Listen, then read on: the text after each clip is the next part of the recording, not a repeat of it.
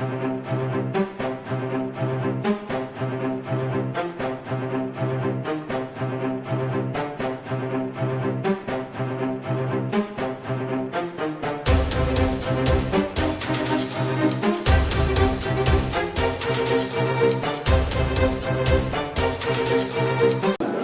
de la rencontre d'aujourd'hui, c'était d'organiser une conférence qui est la première conférence de l'Association des journalistes animateurs et techniciens en langue soninké. Une conférence dont le thème est l'enseignement et l'écriture de la langue soninké. En effet, comme vous le savez, cette association a été mise en place en novembre 2022. Dont le but est de participer en tant que journaliste, en tant que communicant, en tant qu'animateur à la promotion de notre langue qui est la langue soninké et aussi à la promotion de la langue de la culture soninké. Également, essayer d'accompagner nos autorités locales ou nationales vraiment dans leurs œuvres de développement du pays. Donc aujourd'hui, on a convié toute la communauté soninké, notamment vraiment les linguistes qui ont fait des travaux extraordinaires dans ce domaine, viennent vraiment partager le fruit de leur réflexion et de tout ce qu'ils ont trouvé sur vraiment cette langue. Donc c'est un moment important pour nous, en tant que journaliste, vraiment de participer à la promotion de cette langue, et surtout dans un contexte où aujourd'hui, l'UNESCO vient de décréter le 25 septembre chaque année, journée mondiale de la langue soninké.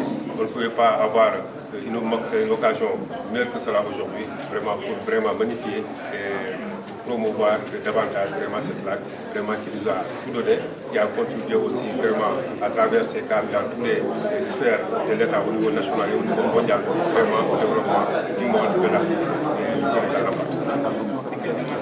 Oui, cette démarche, c'est ça, je pense que ce sont les spécialistes qui vont tout à l'heure démarrer cette conférence, qui sont vraiment aptes à donner vraiment des explications techniques et pédagogiques, vraiment pour l'enseignement de la langue. Mais tout ce qu'on sait, c'est que l'État du Sénégal déjà, à partir de l'année prochaine, je dirais même cette rentrée scolaire, la langue soninké sera enseignée dans les écoles. Donc c'est une occasion pour nous de lancer un appel vraiment à tous nos parents, à tous les membres de la communauté soninké, vraiment d'envoyer, sensibiliser les enfants à aller apprendre la langue. Et même aussi aux cadres qui n'ont pas eu la chance comme nous. Aussi, on est des journalistes, c'est vrai, on a été formés à bonne école, mais ce n'est pas dans la langue nationale, ni en Wolof, ni en soninké. C'est aussi une occasion aussi pour nous tous, avec tous nos autorités aussi, qui n'ont pas eu cette chance d'apprendre la langue soninké, de pouvoir l'écrire, vraiment d'aller à l'école, de retourner à l'école. C'est important parce qu'une langue, comme en anglais on le dit, une langue on l'utilise ou bien on la perd. Donc nous, notre langue soninké, non seulement on demande à tout un chacun de l'utiliser, de la parler, mais aussi de l'écrire, vraiment pour ne pas vraiment se perdre de la paix.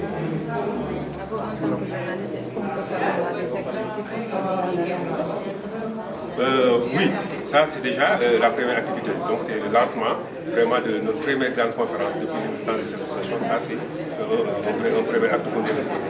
Donc, mais le bureau quand même, on est en train de réfléchir sur d'autres activités. Et bon, pour l'instant, je ne veux pas dévoiler vraiment ce que nous avons fait, mais je sais que vous serez tout le temps invités vraiment à venir nous accompagner dans toutes les activités qu'on va dérouler au courant de l'année 2024 sur la promotion de la langue et sur la promotion de la culture soninké, voilà, qui est là. Et je profite de l'occasion maintenant pour remercier le président de la Confédération internationale des associations soninké, le professeur Ousmane Diagana, Bokar Diagana, et le ministre du Conseil Moustapha Touré, madame Dramé et bien partie, vraiment qui nous ont accompagnés vraiment dans l'organisation et dans la réussite totale de cette journée. Vraiment sans eux aujourd'hui, vraiment nous ne serons pas là aujourd'hui vraiment à parler avec vous, aux Sénégalais, vraiment pour que la langue soninké puisse être vraiment une des langues les plus parlées et une des langues les plus respectées vraiment de ce pays. Merci. Oui, je m'appelle Ousmane Bokar Diagana, je suis président de l'APS, Association pour la promotion de la langue et de la culture soninké, qui existe depuis 1979, du Festival international soninké et de la Confédération internationale des associations soninké, dont le siège sera ici à Dakar. Et vous savez, toute langue qui existe, tant qu'elle reste qu'à l'état d'écrit, elle est vouée à la disparition.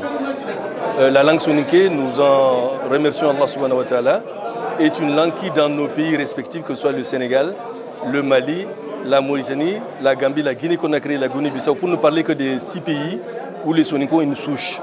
C'est une langue qui est parlée, mais en même temps qui est écrite et qui est même enseignée dans la plupart.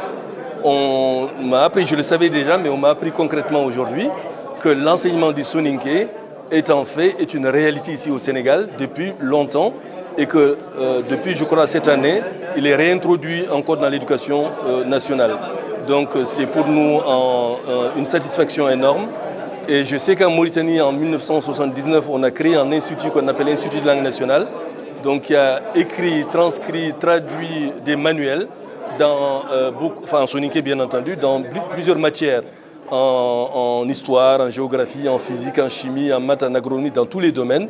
Les bouquins sont disponibles à l'Institut des langues nationales et ceux qui ont contribué à cela, bien entendu, on les remercie. Si je commence à citer les noms, j'en oublierai certainement. Tous ceux qui ont contribué, on les remercie. S'il est aujourd'hui devant l'association soninké et grâce à laquelle donc, effectivement les soninké du Sénégal se mobilisent, donc il y a aussi des acteurs et ces acteurs-là on devait les remercier. Donc écrire, c'est ce qui laisse la trace par la suite. Et aujourd'hui, plusieurs thèses ont été écrites sur le soninké, plusieurs recherches ont été écrites sur le soninké, des dictionnaires ont été écrits, des glossaires ont été faits, et je pense qu'aujourd'hui, c'est un début qui doit continuer. Et avec l'association Ouagadougou Djida, APS et d'autres associations, Ouagadougou Sané et les autres qui sont au Mali, à Sonam en Côte d'Ivoire, et ACS au Mali, les soninké de Gambie, et tous les associations soninké qui sont à Guinée-Conakry et à Guinée-Bissau. Donc toutes ces personnes-là vont conjuguer leurs efforts de sorte à ce qu'effectivement tout ce qu'on a fait pour l'harmonisation de l'écriture soninké, parce qu'on travaille sur ça, et là on est sur la bonne voie. Et on a décidé de mettre en place une académie qui est quasiment effective et le siège en Gambie, à Banjul. C'est l'occasion pour moi d'ailleurs de profiter de l'occasion pour renouveler mes remerciements au président Adama Barrow, non seulement qui a porté ce dossier sur la proclamation de la langue soninké devant l'UNESCO, en remerciant bien aussi nos amis maliens qui nous ont beaucoup appuyés et tous les peuples et tous les pays qui ont contribué en tant que co-sponsor ou en tant que co-auteur donc à faire en sorte que cette journée soit effectivement votée au niveau du Conseil exécutif. Et comme je le disais tout à l'heure, le travail se poursuit. Puisque vous savez, une fois que le Conseil exécutif vote une résolution, c'est à la conférence générale des chefs d'État donc de confirmer. Et cette conférence générale des chefs d'État concernant le point 39 sur la proclamation de la langue soninké, elle viendra en discussion entre le 7 novembre et le 20 novembre 2020. Et c'est une fois que les chefs d'État et de gouvernement auront fini leur travail à partir du 20 que l'on peut faire toutes les manifestations qu'on voudra. Et là, pour des questions de protocole, je crois que c'est important de ne pas brûler la politesse d'abord à nos diplomates qui ont joué un rôle important pour que cela puisse être fait. Au-delà du travail technique qui a été fait évidemment par les soninké et leurs associations, donc le travail diplomatique, on va laisser les diplomates le faire. Et vraiment, le soninké est dans une voie ascendante. Et l'appel que je lance à tous nos chefs d'État, j'ai remercié tout à l'heure dans mon intervention le président Macky Sall pour avoir honoré en 2018 les soninké de sa présence au festival. Et grâce à cette présence aujourd'hui, on a tous les chefs d'État qui viennent nous honorer de leur présence. Donc le soninké est en avant et la proclamation est pour nous une occasion de demander à nos chefs d'État de faire en sorte que nos langues soient pas que des langues nationales, mais soient aussi des langues officielles, comme le Mali l'a fait dans cette dernière constitution. Madame Dramé Fatou, née Fabira, présidente de la plateforme Baïsawa, commissaire générale de la Foire internationale des produits africains. Je suis marraine de l'événement qui s'est tenu aujourd'hui ici à la Maison de la Presse pour magnifier et mettre en avant la langue soninké. Nous savons tous que le développement se pose sur les femmes. Et pour faire comprendre aux femmes qu'est-ce que c'est que le développement et comment faire pour arriver à se développer, il faut d'abord parler leur langue. Je pense que la langue soninké est parmi les langues les plus parlées en Afrique, parce que partout où on part, on retrouve les soninké dans le monde. Et je trouve cette initiative une très belle initiative pour pouvoir conquérir les femmes à aller vers le développement. Salam alaikum maremu soninkonga nga khasukuni ni ngeni Madame Dramé Fatou né Fabira, présidente de la plateforme Baïsawa et commissaire général de la Foire internationale des produits africains. Lenki nga yere pour que na ngira nyugo mfabanu APS pour na représenter en tant que marraine de l'événement. Mpaye khasu khili pour que on a pour que on a aux langues qui est en avant.